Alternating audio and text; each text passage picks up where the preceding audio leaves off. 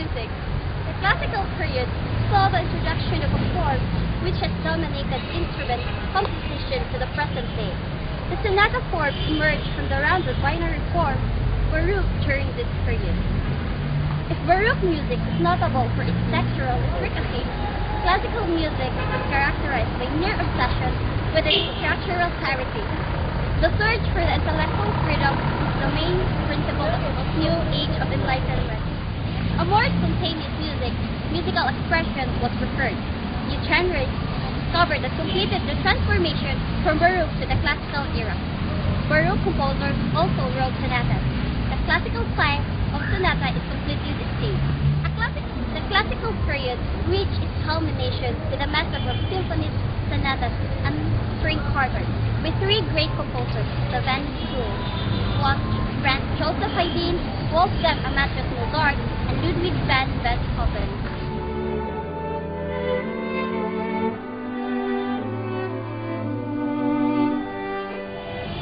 Classical literature. Greek drama evolved into song and dance in the terminus honoring Dionysius at Athens. The writing of history came of age in Greece with the rich and diffuse work of Herodotus, the precise and expressive accounts of Thucydides, and the rushing narrative of Xenophon. The philosophical writing of unprecedented breed was produced during this brief period of Athenian literature. The work of Plato and Aristotle have an incalculable effect on the shaping of Western thought. Greek oratory of immense importance in the ancient world was also perfect at this time. Classical Greek literature said to have ended with the death of Aristotle. The greatest writers of the classical era had certain characteristics in common: economically of words, direct expression, subtlety of thought, and intention to form.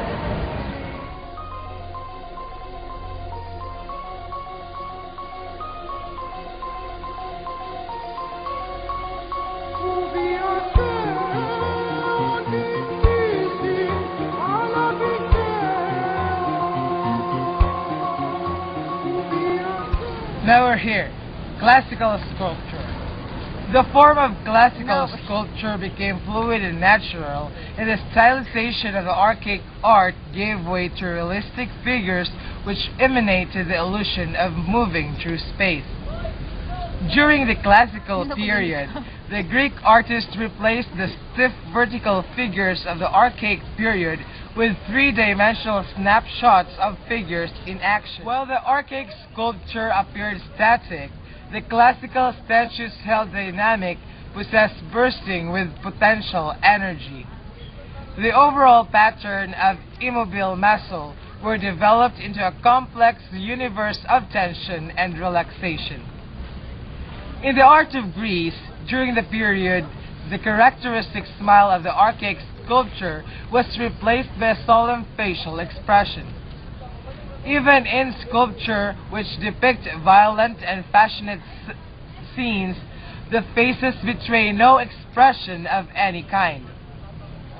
The reason for this is that ancient Greeks believed the suppression of emotion was a noble characteristic of all the civilized men, while the public display of human emotion was a sign of barbarism. It was clear that an artist of the classical period of Greece that the whole depends on the harmony of the pens which comprise it and that each part.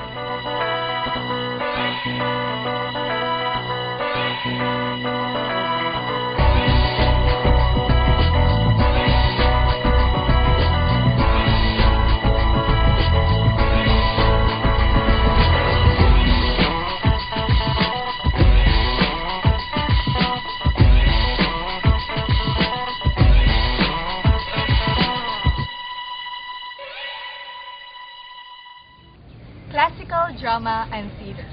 The historical sources for the theatrical performances in the classical age focus largely on tragedy as the hub of the early dramatic activity, even if its preeminence probably looks clearer in hindsight than it seemed in the day.